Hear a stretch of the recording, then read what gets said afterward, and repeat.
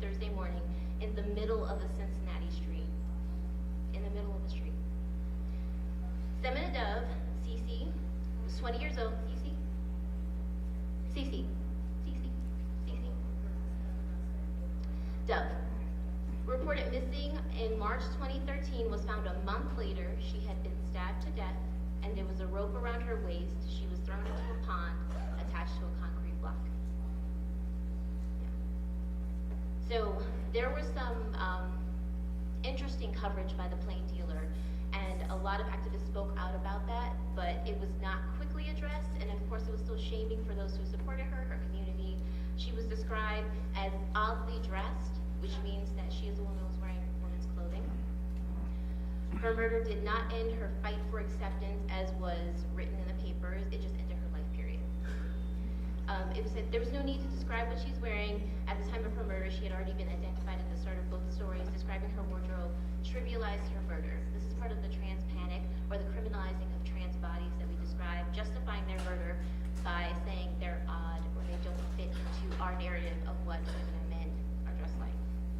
And they also brought to light her criminal record, which was irrelevant when talking about her murder.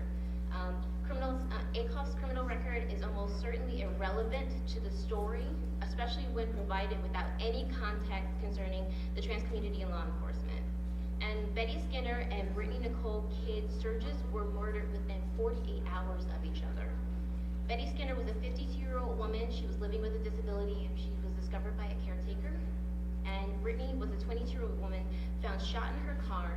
I read the initial coverage of her story. It was horrific, again, by the plain dealer, thank you. But their murders were not described as hate crimes. And I think that there was commentary by the Cleveland Police Department saying that there was no reason to think that this was a hate crime. These women were murdered within 48 hours of each other.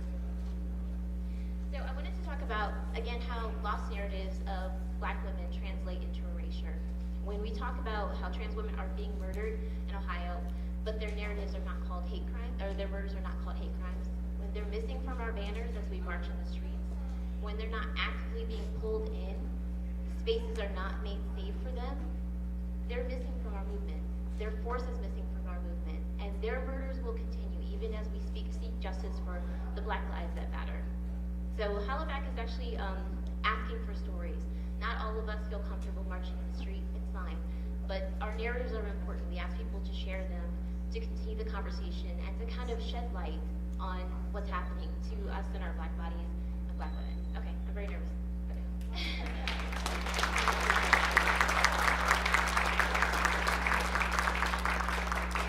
It's great, and you brought a very interesting perspective to this panel, and I thank you for that. I would like at this time to have Lizzard come up. Lizzard is a youth voice, and we think that that is important too. So please give her a warm welcome, ladies and gentlemen.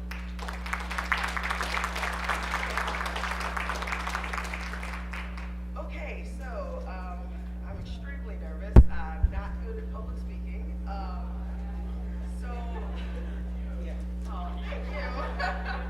So, what my role is in this is I am the on-the-ground person. I do the logistics, the marshaling. I'm just the person that goes to the direct action meetings. I do attend the direct action trainings, and just trying to learn as much as possible. So in the past couple of months, we've had sort of groups just come out of the woodworks and start doing things and participating in things, which I agree with. And we're starting to see that disconnect between groups. So we're trying to get Jessica works on this organization called CAN, which stands for Cleveland Activist Network, and they're trying to get us to sit down and get us to organize amongst each other, which is a fantastic idea because it's something that hasn't happened. So I want to talk about logistics, the generation gap, demands, and solutions. So logistics for me are basically just how can we navigate around a sort of chaotic, sporadic situation that can happen when you are on the ground.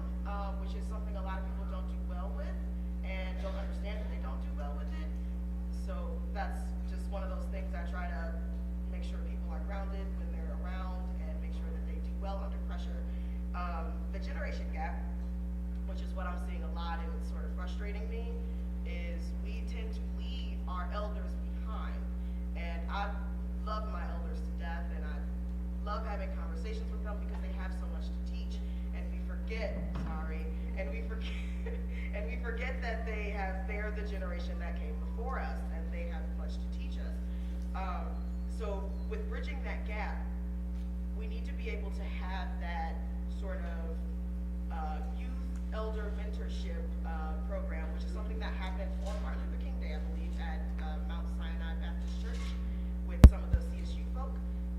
And they're working together with elders to help them be more involved in this particular movement. The demands I want to talk about, because I am with CLE Demands, we presented demands to City Council. I'm not sure if you folks were there.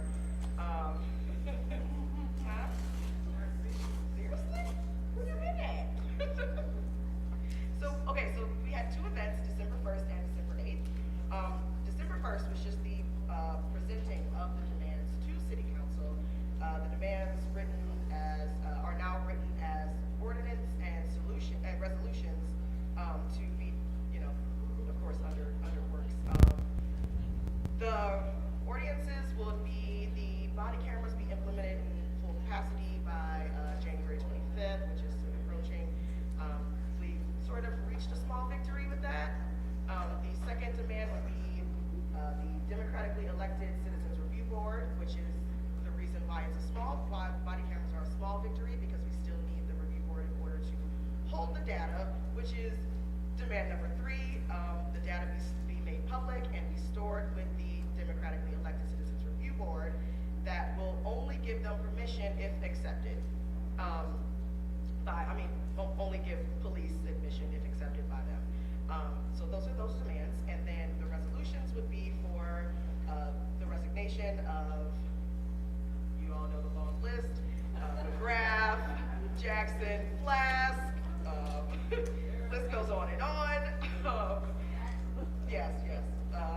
And also for the immediate indictment of the officers who killed Tamisha Anderson and also Tamir Rice, which would be, I don't hear very often where people talk about Frank Armack, who was also an officer on the scene with Timothy Loman, and he also should be gone, very gone. There's that. And I think that might be all the resolutions. Oh wait, no, retraining, sorry guys. I'm sorry, brain scattered.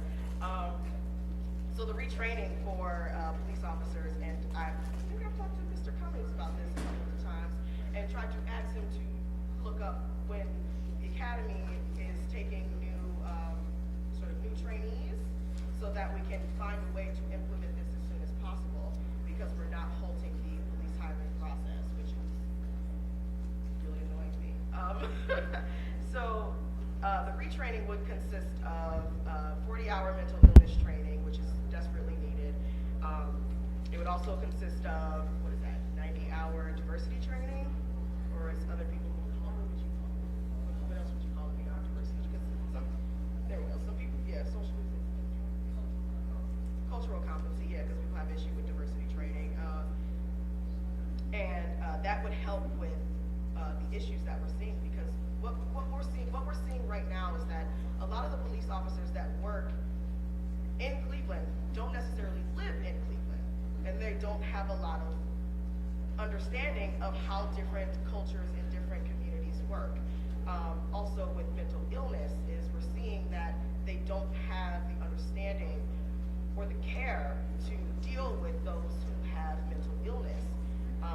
So that would help a ton, but the problem is we can't seem to get that information to someone who can implement that as soon as possible, which is what I'm really trying to work on. So I don't want to take up too much time, but that's me, that's what I do. I'm the direct actions person.